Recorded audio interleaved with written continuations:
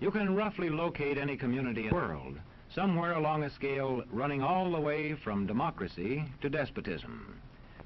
One to the democracy end, another somewhere in the middle, and a third. Let's find out about despotism. This man makes it his job to study these things. Well, for one thing, avoid the comfortable idea that the mere form of government can of itself safeguard a nation against despotism. Germany, under President Hindenburg, was a republic. And yet in this republic, an aggressive despotism took root and flourished under Adolf Hitler.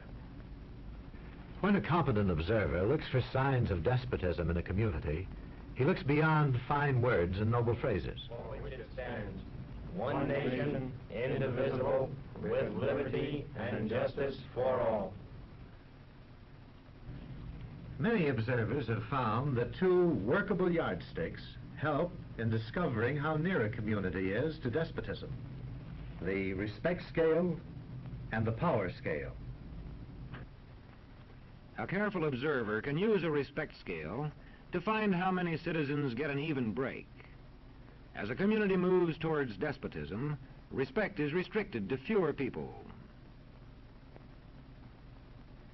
A community is low on a respect scale if common courtesy is withheld from large groups of people on account of their political attitudes.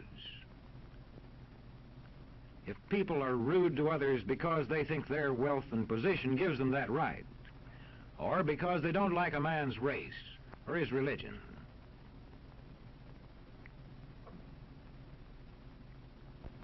Equal opportunity for all citizens to develop useful skills is one basis for rating a community on a respect scale.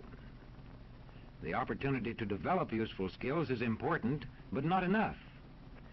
The equally important opportunity to put skills to use is a further test on a respect scale.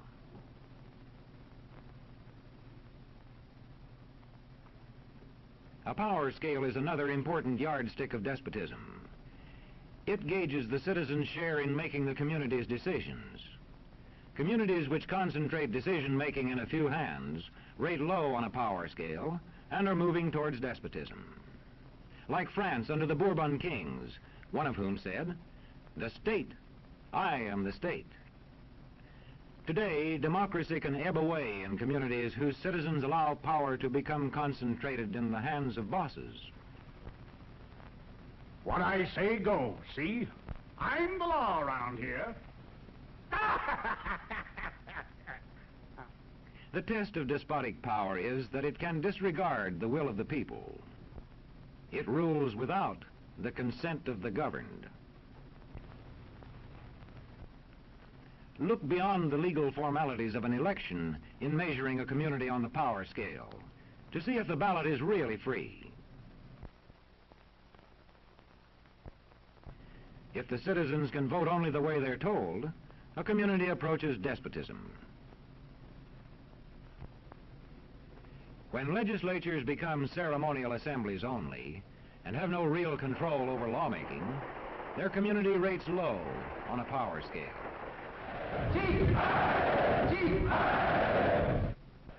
In a downright despotism, opposition is dangerous, whether the despotism is official or whether it is unofficial.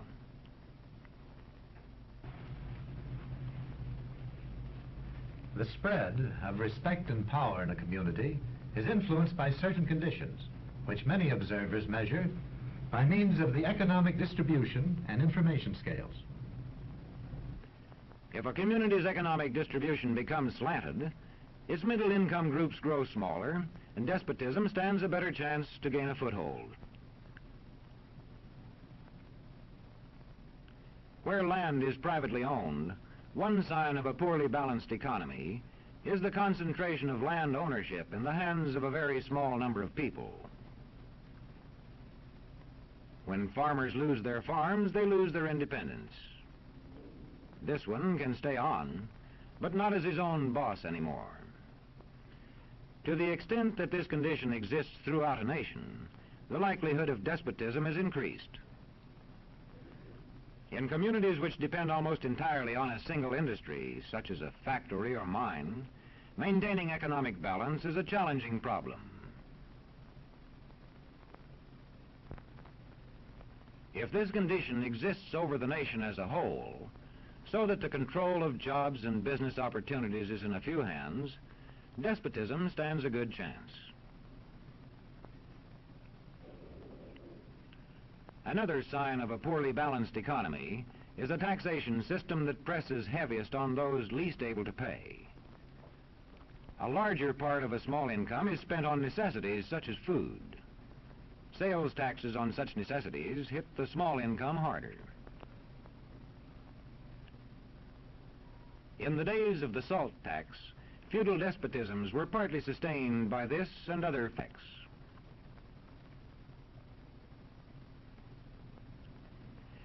A community rates low on an information scale when the press, radio, and other channels of communication are controlled by only a few people, and when citizens have to accept what they're told. In communities of this kind, despotism stands a good chance. See how a community trains its teachers. Bear this in mind. Young people cannot be trusted to form their own opinions. This business about open-mindedness is nonsense. It's a waste of time trying to teach students to think for themselves. It's our job to tell them. And when teachers put such training into practice, despotism stands a good chance. These children are being taught to accept uncritically whatever they're told. Questions are not encouraged. How can you ask such a question? Have you got a textbook? Yes, ma'am. Does it say here that our law courts are always just? Yes, ma'am. Then how dare you question the fact? Sit down. And so we aren't surprised when... But it must be true. I saw it in this book, right here. And if books and newspapers and the radio are efficiently controlled, the people will read and accept exactly what the few in control want them to. Government censorship is one form of control. A newspaper which breaks a government censorship rule can be suspended. It is also possible for newspapers and other forms of communication to be controlled by private interests. I thought I told you to kill that story. It'll cost us a lot of advertising. If that story goes out, I quit. All right.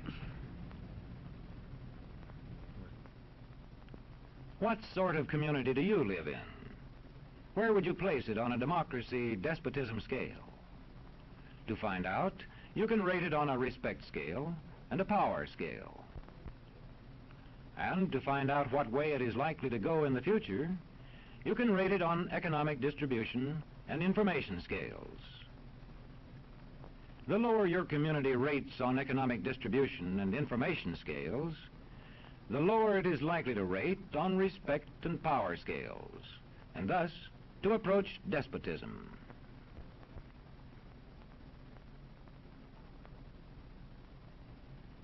What happens in a single community is the problem of its own citizens.